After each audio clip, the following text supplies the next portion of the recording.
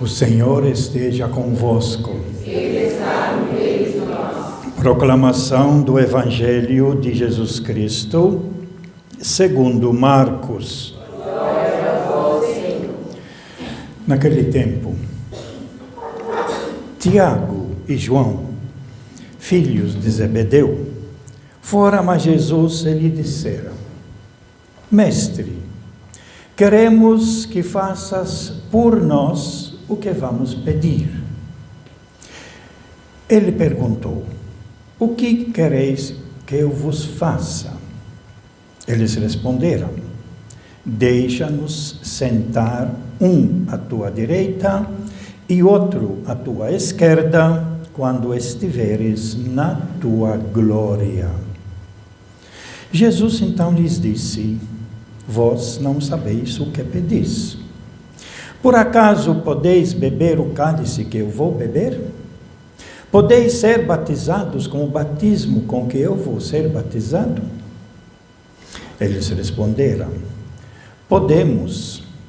E ele lhes disse: Vós bebereis o cálice que eu devo beber, e sereis batizados com o batismo com que eu devo ser batizado. Mas não depende de mim conceder o lugar à minha direita ou à minha esquerda. É para aqueles a quem foi reservado. Quando os outros 10 discípulos ouviram isso, indignaram-se com Tiago e João.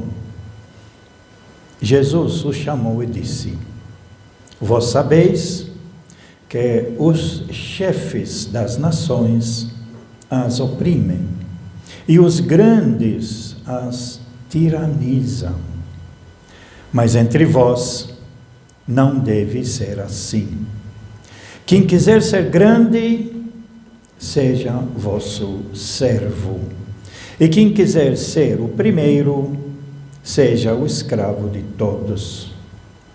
Porque o Filho do Homem não veio para ser servido, mas para servir e dar a sua vida como resgate para muitos.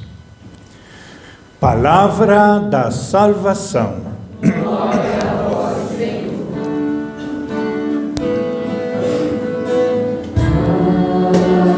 Aleluia, aleluia,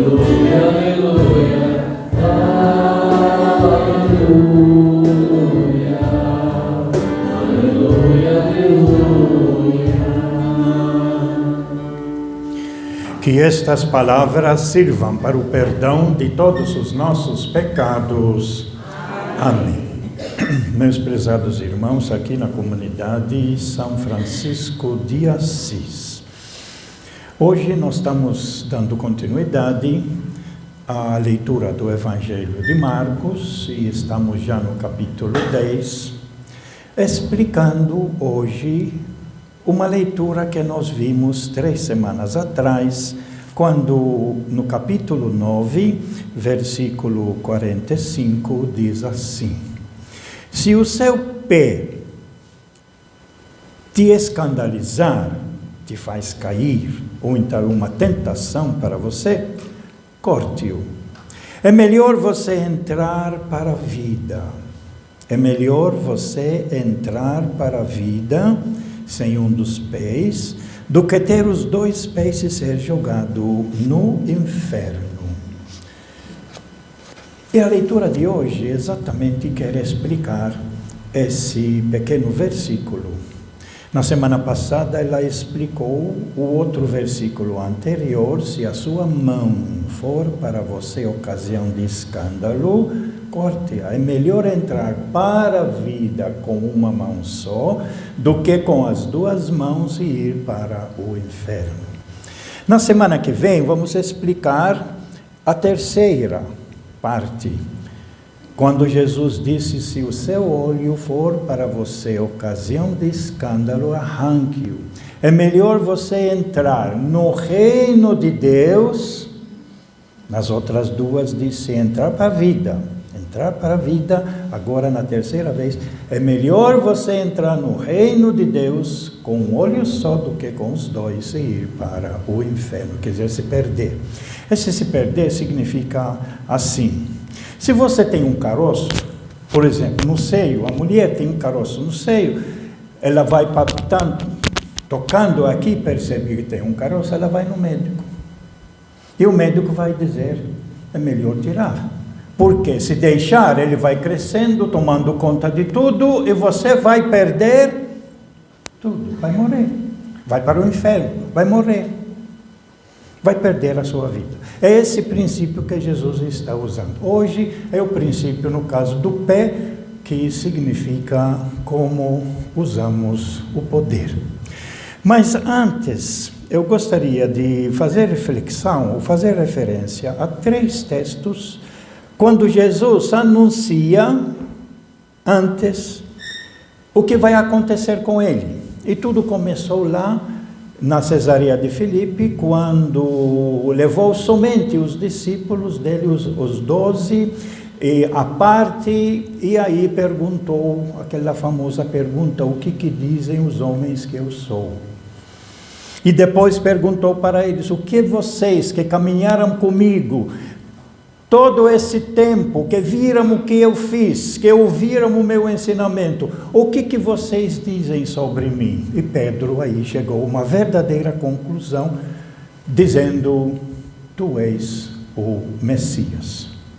Aí Jesus, ele quer tentar esclarecer para eles o que significa Messias. Messias era aquele que foi prometido no Antigo Testamento, que Deus prometeu através dos profetas, que viria, Deus ia mandar um Messias, um libertador, um salvador, que seria o novo rei, que vai libertar o seu povo da escravidão, principalmente dos inimigos, e nesse momento dos romanos, na época de Jesus.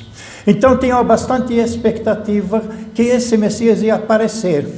E Pedro disse: tu és o Messias. Aí, que tipo de Messias Jesus é?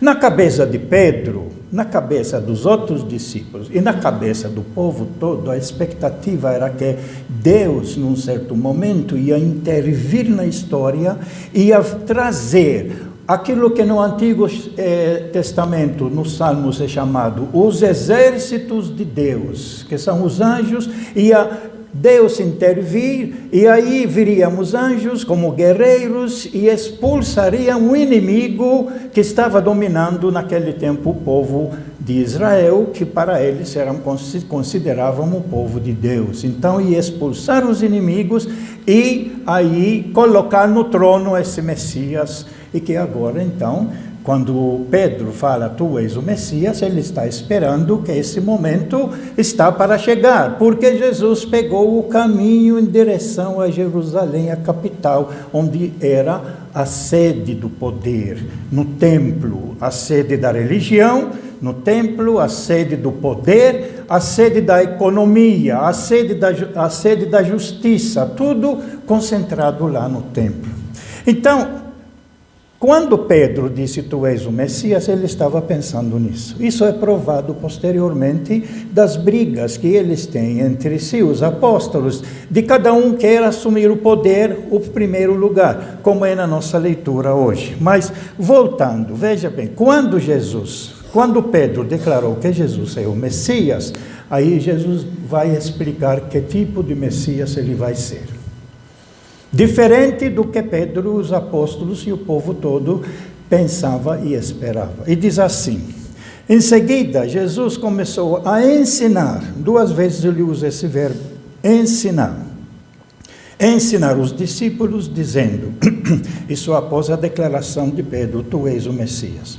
Diz assim: o Filho do Homem é o próprio Jesus. É o humano. Marcos, ele usa, se não me engano, 14 vezes essa frase, Filho do Homem, 7 vezes referindo ao ser humano, Jesus, humano, que vai sofrer, que vai ser perseguido, e 7 vezes como Deus.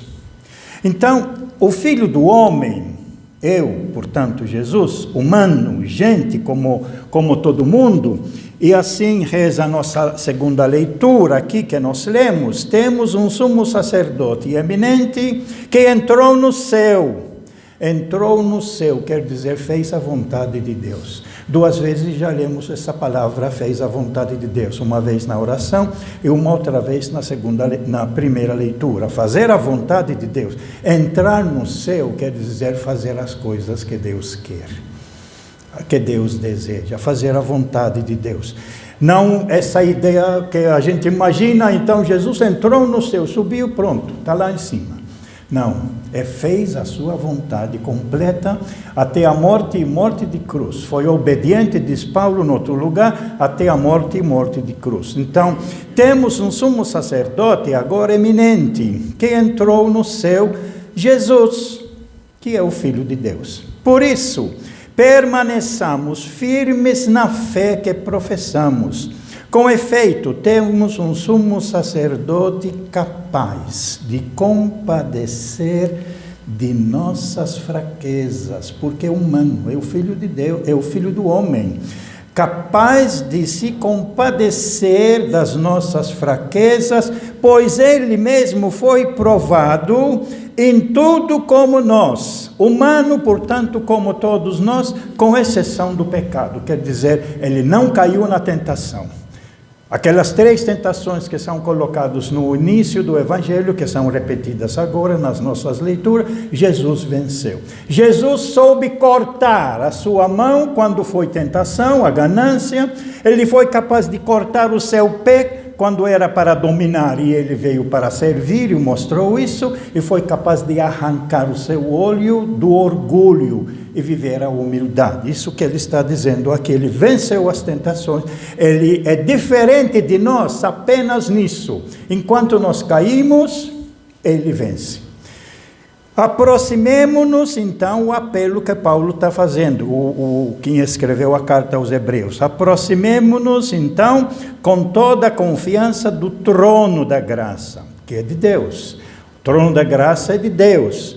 E que Deus, com essa graça, enviou o seu Filho, Jesus, humano como todos nós, para nos fazer aproximar e mostrar que Deus não está longe, mas Deus está bem perto e quer sempre nos ajudar para conseguirmos misericórdia e alcançarmos a graça de um auxílio no momento oportuno, para nos ajudar, portanto, nas nossas dificuldades. Ele se aproximou de nós, ele mandou o seu Filho se tornar gente como nós, irmão, nós, uns aos outros, e como gente como nós, aprendendo das suas atitudes, nós também conseguimos vencer. Então, voltando agora à declaração aqui, a primeira vez, o Filho do Homem, disse Jesus, deve sofrer muito, ser rejeitado pelos anciãos, que sentam no trono lá em Jerusalém, no templo, são os mandões, vai ser rejeitado pelos chefes dos sacerdotes, da parte religiosa, portanto, e pelos doutores da lei, aqueles que ensinavam o povo. Deve ser morto e ressuscitar depois de 3 dias. Isso é o primeiro anúncio da paixão de Jesus. Paixão, morte, mas a vitória na ressurreição. Pedro, diante disso, se revoltou, né? E aí teve uma discussão entre eles, e Jesus disse: você precisa aprender a nova maneira de ser Messias. Não é vitorioso para esmagar os outros, mas é vitorioso para servir os outros, que é a leitura nossa hoje. Por isso ele disse: entra atrás de mim, Pedro, você é Satanás, porque não faz as coisas de Deus, mas faz as coisas da sua cabeça, de como você pensa. Portanto, precisa aprender de mim, que vim de Deus, para mostrar para vocês aquilo que Deus deseja para nós, e fazermos todos a sua vontade. Mais tarde, enquanto ainda continuam subindo para Jerusalém, os apóstolos entre si começaram a brigar e a dizer quem é que vai ser o maior entre eles. E Jesus percebeu isso e chamou então os discípulos, e aí disse: o Filho do Homem vai ser entregue na mão dos homens e eles o matarão. Mas quando estiver morto, depois de 3 dias, ressuscitará. Mas os discípulos não compreendiam o que Jesus estava dizendo e tinham medo de fazer perguntas. Isso porque eles estavam brigando entre si, quem vai ser o maior, e Jesus pegou uma criança, colocou no meio, abraçou a criança e ele disse: quem quer ser maior é para servir os mais fracos. Dentro do projeto do reino de Deus, de Jesus Cristo, o maior não é para sentar no trono e pisar nos outros, mandar e desmandar, mas é para servir e principalmente dar mais atenção aos mais frágeis, representados pela criança, aos abandonados, aos doentes, aos enfermos, aqueles que são marginalizados. O abraço para quem quer ser maior, no meu projeto do reino de Deus, é servir os irmãos e ajudar os mais fracos. E agora nós temos a nossa leitura de hoje, mas antes disso ficou faltando esse trecho que vai repetir pela terceira vez exatamente o que vai acontecer com aquele que é o verdadeiro Messias, que veio para servir, e por servir os irmãos, curando os doentes, recuperando a vida do cego, do coxo, do leproso, valorizando a mulher, perdoando as pessoas. Esse é o serviço que Jesus mostrou no Evangelho de Marcos, capítulo de 1 a 8. Mostrou toda essa caminhada de Jesus servindo. E eles não perceberam que essa é uma nova maneira de ser Messias. Não é para sentar no trono, mandar e desmandar, mas para ajudar o povo a caminhar, a se recuperar, para poder entrar na vida e viver o sentido verdadeiro da vida. Então, pela terceira vez, Jesus vai dizer, chamou os discípulos que estavam com medo, subindo para Jerusalém, andando atrás de Jesus, quase chegando agora perto da capital, e disse: eis que estamos subindo para Jerusalém, e o Filho do Homem vai ser entregue aos chefes dos sacerdotes, aos doutores da lei. Eles o condenarão à morte e o entregarão aos pagãos. No caso, era o Império Romano. Vão caçoar dele, tudo isso aparece na leitura da paixão depois. Vão caçoar dele, vão cuspir nele, vão torturá-lo e vão matá-lo, como é contado na leitura da paixão. E depois de 3 dias, ele ressuscitará. É o terceiro anúncio da paixão, o último. E aí entra a nossa leitura. E a nossa leitura, então, de hoje, ela vai voltar a uma questão-chave fundamental que acontece entre os apóstolos, que Jesus alerta a eles muitas e muitas vezes, em muitos lugares. Eles querem o poder. Eles imaginavam que Jesus, com a força de Deus, vai sentar no trono, e aí eles querem sentar à direita e à esquerda, que são os primeiros lugares, mas que tem poder, que tem o exercício para poder mandar e desmandar. Aí eles perguntam a Jesus, mestre, queremos que faças por nós o que vamos pedir. Jesus disse, o que é? O que quereis que eu faça?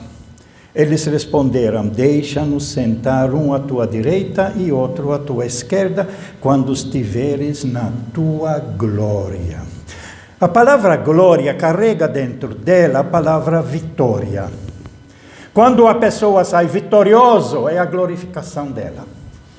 E na imaginação deles, Jesus vai entrar em Jerusalém com a intervenção de Deus, com seu exército de anjos, expulsar os romanos, colocar Jesus, esse Filho do Homem, no trono, e aí a glória de Jesus. Isso que eles têm na cabeça. E eles, quando acontecer isso, quando Jesus é confirmado como vitorioso, com a mão poderosa de Deus, aí eles querem sentar um à direita e outro à esquerda. Aí Jesus, ele coloca 2 perguntas para eles, muito profundas. Então Jesus lhes disse, vós não sabeis o que pedis. Eles vão entender isso depois da vitória real da ressurreição de Jesus. Vós não sabeis o que pedis.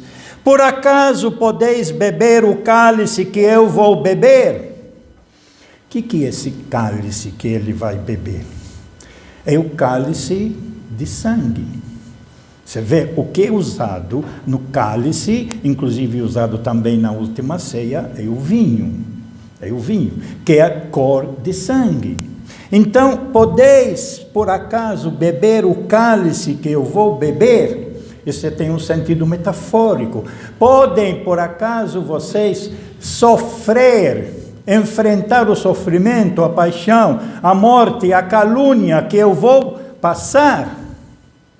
A segunda pergunta: podeis ser batizados com o batismo com que vou ser batizado? Que é a crucifixão na cruz, que é o martírio de Jesus. Podeis assumir de ser martirizados por causa do reino, por causa da vida, por causa do serviço dos irmãos? Que ele vai ser batizado. Jesus já sabe, disse 3 vezes que tudo isso vai acontecer com ele, mas tudo isso acontece com toda pessoa justa, com toda pessoa que dá valor à vida, com toda pessoa que luta pela vida, e não só sua própria vida, mas dos irmãos, para poder viver com dignidade. Nós conhecemos e sabemos que todas as pessoas que lutam pela justiça, Mateus vai colocar isso no capítulo 5, posteriormente, felizes os que são perseguidos por causa da justiça, porque deles é o reino de Deus. Portanto, todo profeta sabe, toda pessoa justa sabe, pois por lutar pela justiça, incomoda os grandes e os poderosos que estão sentados no trono, oprimindo os outros, incomoda eles e eles fazem de tudo para inventar fake news, para levantar falso, para perseguir, para prender e muitas vezes, e a maioria das vezes, acabam matando a própria pessoa. Isso só ler a vida de todos os santos dentro da nossa Igreja Católica. Quem morreu assim é um mártir. Agora, nós temos muitas outras pessoas no mundo que também lutaram e continuam lutando pela justiça e continuam sendo perseguidos. O Evangelho não foi escrito para a organização apenas da nossa Igreja Católica.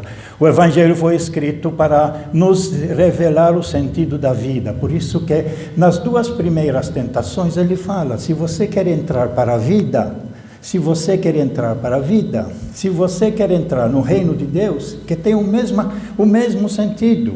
A vida que Deus criou, não apenas o que existe dentro da igreja. Então, vocês podeis beber o cálice que eu vou beber, podeis ser batizados com o batismo com que eu vou ser batizado, sem saber o que eles estavam dizendo. Ainda, eles disseram: podemos. E Jesus disse: realmente, vós bebereis o cálice que eu devo beber, e sereis batizados com o batismo com que eu vou ser batizado. E por quê? Porque Jesus sabia que após a sua vitória na ressurreição, eles iam compreender o seu projeto, e iam trabalhar no início da igreja para exatamente colocar em prática a fraternidade, a partilha. Isso nós temos escrito nos primeiros capítulos do livro dos Atos dos Apóstolos, está escrito lá. Eles tinham tudo em comum, ninguém entre eles possuía bens, porque entregavam aos apóstolos, que era dividido entre todos, cada um de acordo com a sua necessidade. Tudo isso está escrito lá. Portanto, o testemunho dos apóstolos depois da ressurreição de Jesus deu nisso: perseguição e morte. Os primeiros 300 anos da Igreja Católica, toda ela é marcada exatamente com a perseguição que os judeus primeiro, depois o Império Romano fez aos cristãos. Por isso nós temos tantos e tantos mártires com batismo de sangue, perseguidos e mortos entre os leões, como nós conhecemos, e são as testemunhas, que nós temos do projeto de Jesus que deram a sua vida. Aí, o que aconteceu aqui? Quando os outros 10 discípulos ouviram isso, indignaram-se com Tiago e João. Porque, na realidade, entre os 12 que Jesus tinha escolhido, todos eles queriam sentar no trono ao lado do principal, que na cabeça deles ia ser o Messias poderoso, dominador, que expulsa os inimigos e faz guerra contra os outros povos para manter o seu povo de Israel. Isso que eles tinham na cabeça, todos. Então, brigavam entre si, por isso indignaram-se os outros 10 com Tiago e João. Aí Jesus vai chamá-los perto dele, como ele sempre faz. Somente ele se vai explicar em que consistia exatamente o seu projeto. Jesus os chamou e disse: vós sabeis que os chefes das nações, quem manda, quer dizer, quem está no trono hoje, em todos os lugares do mundo, a maioria deles os oprimem. Tem que fazer o que eles mandam. Naquele tempo era muito mais do que hoje, mas nós temos muitos lugares hoje onde quem senta no trono, se não obedecer, se não seguir, é perseguição e morte. Continua em vários lugares do mundo. Aqui no Brasil nós passamos disso do ano 64 e piorando em 68 com a questão da dominação militar aqui no Brasil. E faz pouco tempo quase caímos de novo nesse mesmo esquema. Graças a Deus iluminou o coração de tanta gente que conseguiu eleger gente realmente que tem coração grande, principalmente em defesa dos mais pobres. Então, vós sabeis que os chefes das nações as oprimem, isso que existe no mundo, e que os grandes as tiranizam, como tirano, pisa, não interessa, não tem amor, não tem nada, é contra mim, eu tenho que acabar com você. Isso acontece em todo lugar no mundo. E aí Jesus vai colocar o projeto dele, mas entre vós não deve ser assim. Entre vós, no reino de Deus, entre vós, para entrar de verdade na vida, para viver em paz uns com os outros, para ter paz, não pode ser um que quer pisar no outro, um que quer ser mais que o outro, um que manda no outro, um que é macho e obriga o outro ou a outra a obedecer, a pisar, a deixar sofrer. Não pode ser assim. No reino de Deus tem que viver como irmão, ajudar um ao outro. Por isso que ele diz: quem quiser ser grande, seja o vosso servo. E aquele que serve, aquele que ajuda, aquele que na necessidade arregaça as mangas e vai ajudar, organizar. Aquele que quando encontra a pessoa necessitada, doente, vai lá, como Jesus fez, e ajudar. E quem quiser ser o primeiro, seja o escravo de todos. E aí ele vai colocar o seu exemplo. Porque o Filho do Homem, Jesus, né, ele não veio para ser servido, mas para servir. E dar a sua vida como resgate para muito. Por isso, na cruz. É o sinal. Jesus que deu a sua vida, mas antes de ser colocado na cruz, Jesus, ele deu a sua vida para o povo, ajudou os outros, que criou inveja nas autoridades e fizeram de tudo para tirá-lo do meio deles, como ele disse 3 vezes anteriormente, levantar falso, condená-lo e colocá-lo na cruz, morto. Mas ele sempre disse: vou ressuscitar, como de fato, e nós estamos aqui porque Jesus realmente, ele está vivo e nós acreditamos nisso. Essa é a segunda tentação do poder, que domina. O poder é necessário. Na sua casa alguém precisa coordenar. Isso ele tem o poder. Quando tem filhos e começa a surgir coisas, alguém, que é o pai ou a mãe, ou o filho mais velho, a filha mais velha, depende da situação, precisa, não, é assim, tem que colocar ordem. Como coloca a ordem? O poder é necessário. Como coloca a ordem? Mandando, pisando, obrigando, ameaçando ou convidando?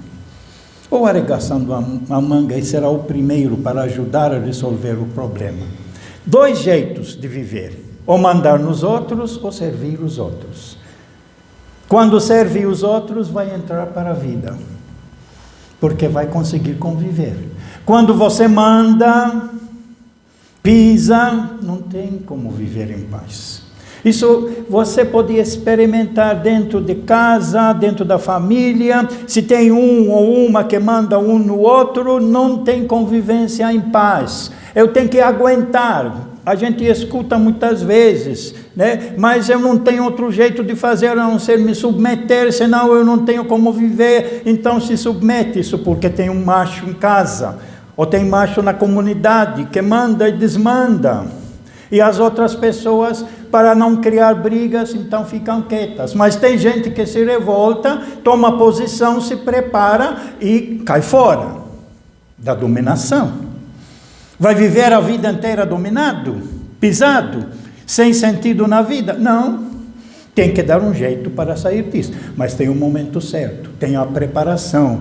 Não é assim de uma hora para outra, tem que ir se preparando. Como fazem todos, no nível maior, em todos os lugares. Quando tem um governo opressor, tem que fazer como se reunir, como se preparar para sair desse governo opressor, que em vez de trazer partilha entre todos, ele até aproveita do povo todo para ele se enriquecer. Experiência nós temos, né, muito. Então, a questão é como servir. Esse é o desafio que Jesus Cristo está trazendo exatamente para nós. No reino que Deus quer para a gente, na vida nossa, nós temos que aprender. Isso se aprende. Isso se aprende. Porque a tendência nossa, as 3 tentações, a tendência nossa é a gente cair na ganância de querer sempre mais, mais e mais, mas precisa se educar a partilhar. A tendência nossa é querer mandar nos outros para fazer a minha vontade, né? Mas precisa aprender, dizer, tem minha vontade, mas tem a vontade do outro, da outra. Então, vamos dialogar, vamos conversar e chegar a comum acordo. Esse é o projeto de Jesus. Aquilo que nesse momento estão falando lá no sínodo dos bispos. Sínodo é caminhar juntos. Sínodo não é um que senta no trono e manda ordem para outros seguir. Sínodo é debater junto. De fato, se vocês verem as fotografias lá em Roma, o pessoal que está participando, ao redor da mesa redonda. Não é como estão aqui um atrás do outro, onde um manda e o resto simplesmente diz amém. Não. Dialogar, conversar, ao redor da mesa. Nós já vivemos isso há muitos anos, e ainda não saímos disso, graças a Deus, onde a gente tenta decidir as coisas, conversando, dialogando. Às vezes aparece alguém que é autoritário, e a gente tem que saber lidar para sair dessa. E a terceira coisa, exatamente, que nós vamos ver domingo que vem, é a questão da maneira como a gente enxerga a vida, mas isso eu deixo para a semana que vem. Para terminar, nós estamos celebrando hoje, eu não posso esquecer de falar, o Dia Mundial das Missões.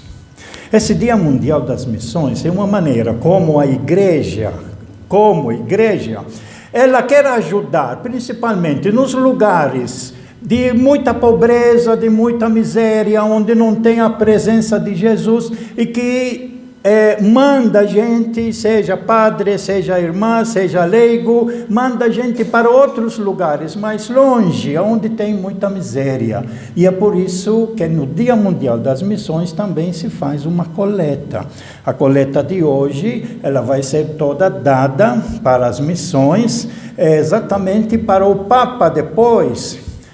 Dessa coleta, ele determina nos lugares mais pobres que existem no mundo, aonde é que vai enviar a nossa oferta que nós damos para os outros.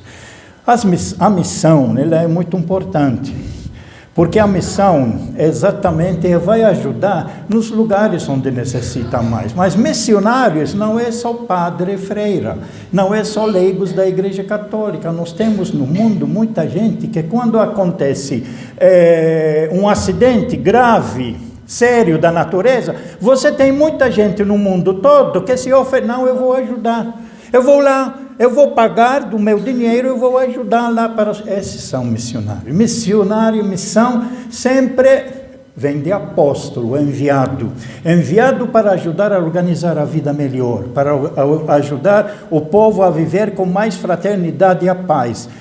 A mais grave sempre é a questão da miséria e da fome. E aí que vai essa nossa contribuição nesse Dia Mundial das Missões, da gente lembrar que tem gente mais necessitada do que nós. O Papa vai saber aonde mandar esse dinheiro que nós doamos. A gente não vai ficar sabendo onde foi o meu dinheiro, mas sabemos que ele foi usado exatamente para poder servir os mais fracos, que também é o tema da nossa leitura hoje. Eu não vim para dominar, mas eu vim para servir. O poder usado a serviço dos irmãos, e assim nós podemos, no mundo todo, ter um pouco mais sossego e as pessoas se aliviarem um pouquinho com a nossa oferta para poderem viver um pouco melhor em paz uns com os outros. Louvado seja nosso Senhor Jesus Cristo. Creio em Deus Pai,